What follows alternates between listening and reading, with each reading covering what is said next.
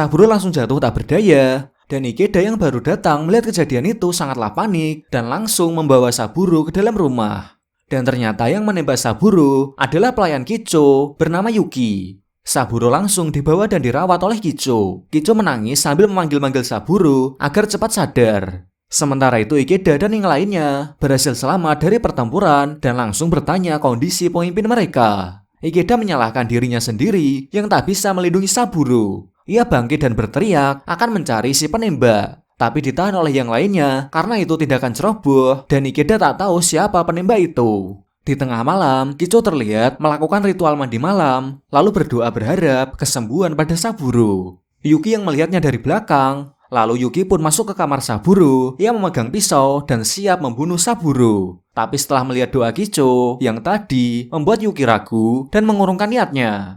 3 hari telah berlalu, di siang harinya, akhirnya Saburo siuman. Kicho langsung datang ke kamar Saburo, lalu berpura-pura tak peduli, tapi dalam hatinya, dia sangat senang sekali akhirnya Saburo sehat kembali. Para anak buah Saburo pun masuk ke kamar Saburo dan merasa terharu pemimpin mereka sehat kembali.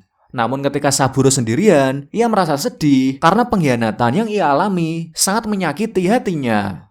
Pada suatu hari, semua petinggi klan Oda pun berkumpul dan berencana membalas dendam. Mereka akan mengepung kastil milik klan Azai lalu bertempur di sana. Setelah berdiskusi, Saburo pun menyetujui hal itu. Ia pun lalu kembali ke kamar Kicho dan berbicara pada Yuki. Saburo ingin berterima kasih pada Yuki karena telah merawat dirinya sampai sembuh. Saburo memberikan sebuah kimono untuknya. Tapi tiba-tiba Yuki menangis dan berkata, "Aku tak pantas menerimanya." Ia pun akhirnya mengaku dia adalah mata-mata dari klan Asakura dan dia jugalah yang menembak Saburo. Mengetahui hal itu, Saburo langsung mengusirnya.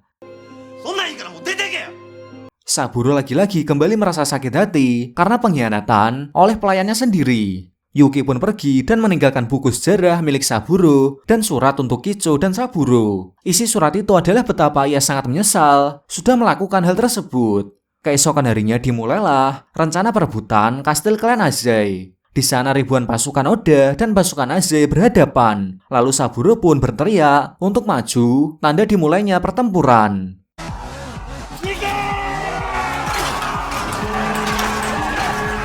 Pertempuran itu terjadi sangat sengit, banyak korban bertumbangan, hingga pada akhirnya klan Oda berhasil memenangkan pertempuran dan memukul mundur klan Azai.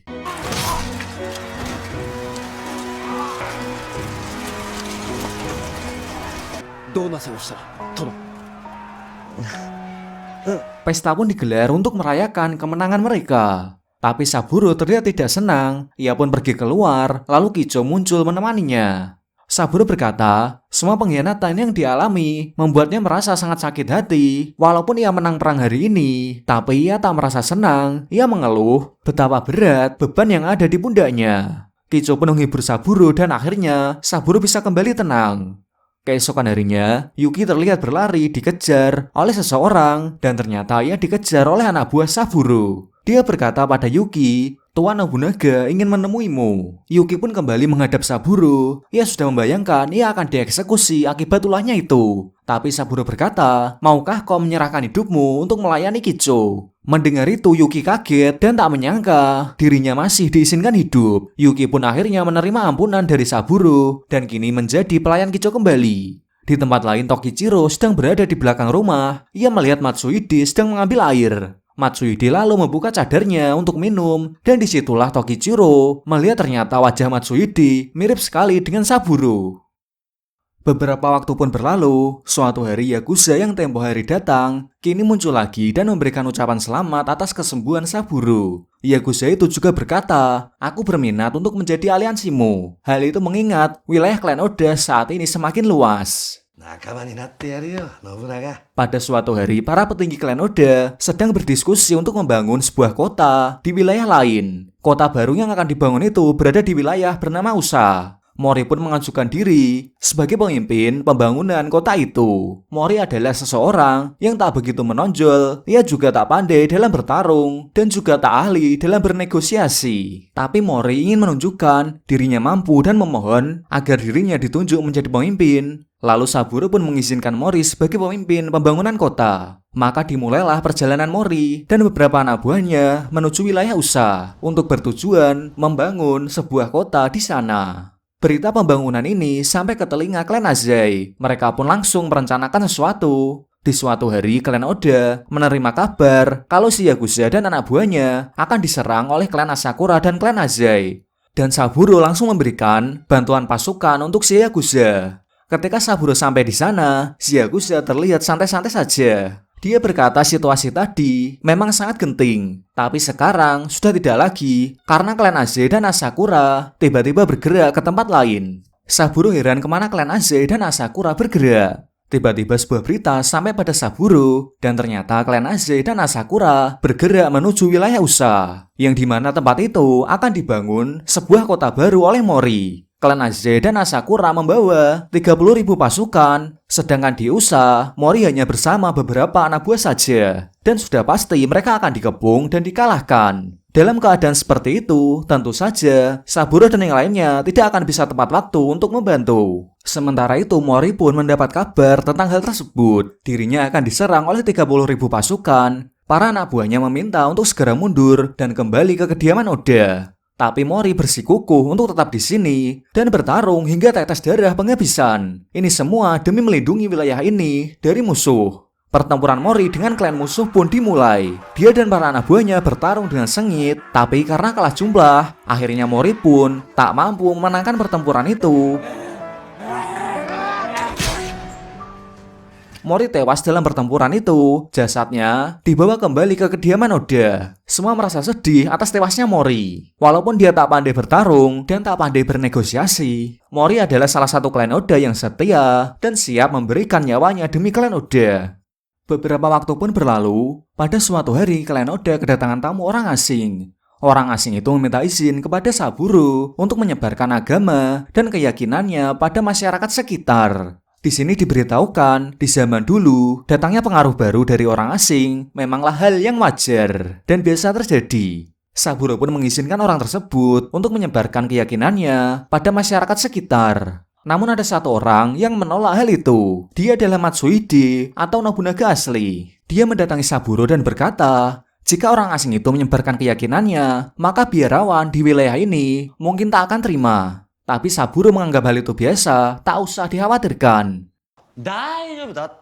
Beberapa hari kemudian, apa yang ditakutkan Matsuhide ternyata benar. Para biarawan yang berada di kuil tidak terima dengan pengaruh baru yang masuk ke wilayah mereka. Kemarahan para biarawan membuat munculnya anti-Oda, yaitu sekumpulan orang-orang yang tidak menyukai klan Oda. Sebenarnya para biarawan yang anti-Oda ini adalah orang-orang yang suka mabuk-mabukan dan suka menyerang orang tak bersalah. Gelar biarawan yang mereka sandang adalah gelar samaran saja. Tapi tetap saja mereka telah membuat masalah ini semakin rumit. Demi meredakan amarah para biarawan tersebut, maka diputuskanlah untuk berdiskusi secara damai dengan mereka. Saburo dan Matsuhide berjalan bersama. Saburo berkata, bernegosiasi bukanlah keahliannya. Maka dari itu Saburo meminta Matsuhide untuk menggantikannya lagi sebagai Nobunaga. Keesokan harinya, Matsuhide mengganti posisi Saburo, sedangkan Saburo memakai pakaian Matsuhide dengan menggunakan cadar. Tokichiro tiba-tiba meminta izin untuk ikut bersama Matsuhide dan menemaninya bernegosiasi. Maka pergilah Matsuhide bersama Tokichiro dan ditemani beberapa anak buah klan Oda. Ketika sampai di sana, negosiasi ternyata gagal dilakukan. Para biarawan bahkan tidak ingin menemui mereka.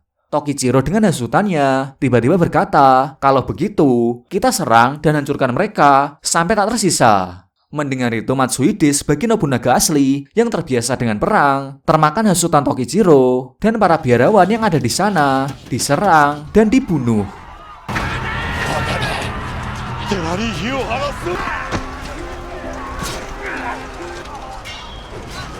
Tak hanya itu saja, anak-anak dan perempuan tak berdosa yang tinggal di sekitar sana juga ikut menjadi korban. Matsuhide dengan tatapan dingin melihat kejadian itu, seolah hal itu biasa baginya. Dan Tokichiro sepertinya sadar orang yang bersamanya sekarang bukanlah Saburo. Berita penghancuran para biarawan sampai ke telinga klan Azai. Mereka tak menyangka sosok Nobunaga yang biasanya penuh damai dan membenci perang, kini tega membunuh para biarawan dan menghancurkan segalanya hingga tak tersisa. Sekembalinya Matsuhide dari misi itu, Saburo langsung berbicara dengannya secara empat mata. Saburo bertanya, kenapa kau membunuh mereka? Bahkan anak-anak dan perempuan juga menjadi korban. Dan Matsuhide menjawab, ini semua demi klan Oda. Karena jika dibiarkan, para biarawan itu akan bergabung dengan musuh dan membahayakan klan Oda. Saburo marah dan berteriak pada Matsuhide, aku tak ingin melihatmu lagi. Sementara itu, para petinggi klan Oda pun meminta penjelasan atas apa yang terjadi. Karena Nobunaga yang mereka kenal bukanlah Nobunaga yang suka membunuh orang. Tapi Saburo hanya diam, tak mampu menjelaskan apapun. Ia pun pergi tanpa berbicara sepatah kata pun. Lalu Kicho datang ke kamar Saburo. Di sana Saburo hanya terduduk diam, tak mampu menahan berat akibat ulah dari Matsuhide yang sudah melakukan pembantaian. Lalu Kicho mencoba berbicara pada Saburo dengan berkata, kalau kau tak mau menjelaskan alasanmu tak apa. Aku pun dulu ada hal yang tak bisa aku katakan langsung, yaitu bahwa aku menyayangimu. Mendengar hal itu air mata Saburo jatuh semua. Kesedihan yang ia alami bagaikan tumpah di malam itu bersama Kicho. Sementara itu di tempat lain, Hanbei yang sejak dulu curiga pada Tokichiro bertanya siapa kau ini sebenarnya. Tapi Tokichiro hanya pergi begitu saja sambil tersenyum puas. Dan dalam hatinya berkata dendamnya pada Nobunaga kini sebentar lagi akan terlaksana.